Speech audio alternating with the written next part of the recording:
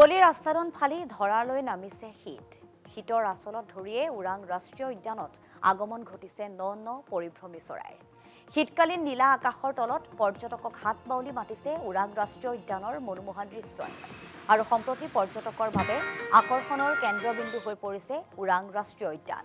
আৰু বাঘৰ বাবে উদ্যানখন বিখ্যাত যদিও পৰ্যটকসকলে সন্মুখৰ পৰা সদায় দেখা পায় অসম গৌৰৱ এশিঙীয়া গড়। উদ্যানখনত গড়, বাঘৰ উপৰিও আছে বিভিন্ন প্ৰজাতিৰ চৰাই চিৰিকটি। পেলিকান, ব্লেক নেক ষ্টৰ্ক, অলিভ নেক আদি ভিন্ন প্ৰজাতিৰ পৰিভ্ৰমী পক্ষীৰ আগমন ঘটিছে এই উদ্যানখনলৈ। আৰু তাৰ উপৰিও সেউজীয়া পৰিৱেশত নিচেই কাষৰ পৰা অসম গৌৰৱ এশিঙীয়া গড়, বন গাহৰি, বান্দৰ, হৰিণাকে ধৰি বিভিন্ন প্ৰজাতিৰ চৰাই চিৰিকটিয়ে উল্লেখনীয় ভ্ৰমণ আমোদ দিয়ে পৰ্যটকসকলক। উদ্যান কৰ্তৃপক্ষই জনোৱা মতে পৰ্যটকৰ বাবে ইতিমধ্যে লজ, টেণ্ট আদিকে ধৰি সমস্ত সুবিধা সাজু কৰি ৰাখিছে ওৰাং ৰাষ্ট্ৰীয় উদ্যানত।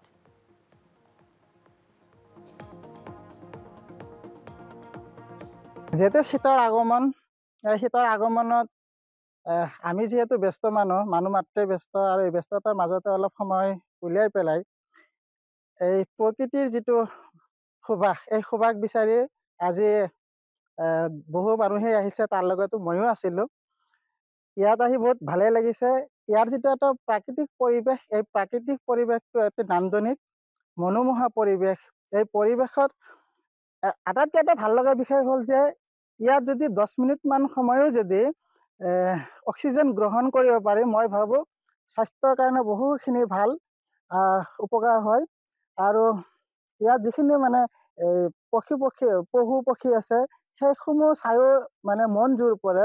আজি আমি দেখা পালো গড়, হৰিণা, তাৰপিছত বিভিন্ন ধৰণৰ চৰাই, আৰু লগতে আমাৰ বাহিৰৰ পৰিভ্ৰমী চৰাইবিলাকো আহিছে, যেনে পিলিগান, তাৰপিছত আছে ব্লেক নেক ষ্টক আৰু অলিনেক, এইবিলাক আছে, দেখা পোৱা যায়। ওৰাং ৰাষ্ট্ৰীয় যিহেতু বাঘৰ বাবে বিখ্যাত বুলি কোৱা হয়, হয়, পৰ্যটকসকলে বাঘ দেখা পায় নে? হয়, বাঘ দেখা পায়, কণ্টিনিউ দেখা নাপায়, সপ্তাহত 3-4 দিন এনেকুৱা দেখা পাই আছে বৰ্তমান। বিশেষকৈ কোনটো সময়ত বাঘ বেছিকৈ দেখা পোৱা যায়? বিশেষকৈ ৰাতিপুৱা ভাগত বাঘৰ চাইডিংটো অলপ বেছি। কুঁৱলীৰ আচ্ছাদন ফালি ধৰালৈ নামিছে শীত। শীতৰ আচলত ধৰিয়ে ওৰাং ৰাষ্ট্ৰীয় উদ্যানত আগমন ঘটিছে ন ন পৰিভ্ৰমী চৰাই। শীতকালীন নীলা আকাশৰ তলত পৰ্যটকক হাত বাউলি মাতিছে ওৰাং ৰাষ্ট্ৰীয় উদ্যানৰ মনোমোহা দৃশ্যই। আৰু সম্প্ৰতি পৰ্যটকৰ বাবে আকৰ্ষণৰ কেন্দ্ৰবিন্দু হৈ পৰিছে ওৰাং ৰাষ্ট্ৰীয় উদ্যান। আৰু বাঘৰ বাবে উদ্যানখন বিখ্যাত যদিও পৰ্যটকসকলে সন্মুখৰ পৰা সদায় দেখা পায় অসম গৌৰৱ এশিঙীয়া গড়। উদ্যানখনত গড়, বাঘৰ উপৰিও আছে বিভিন্ন প্ৰজাতিৰ চৰাই চিৰিকটি। পেলিকান, ব্লেক নেক ষ্টৰ্ক, অলিভ নেক আদি ভিন্ন প্ৰজাতিৰ পৰিভ্ৰমী পক্ষীৰ আগমন ঘটিছে এই উদ্যানখনলৈ।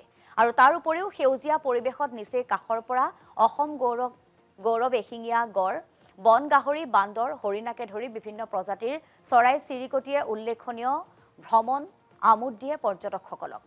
উদ্যান কৰ্তৃপক্ষই জনোৱা মতে পৰ্যটকৰ বাবে ইতিমধ্যে লজ, টেণ্ট আদিকে ধৰি সমস্ত সুবিধা সাজু কৰি ৰাখিছে ওৰাং ৰাষ্ট্ৰীয় উদ্যানত।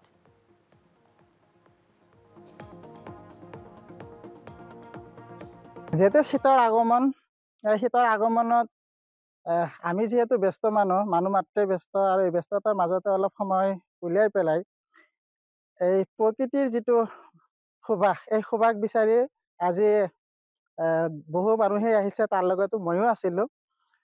ইয়াত আহি বহুত ভালেই লাগিছে।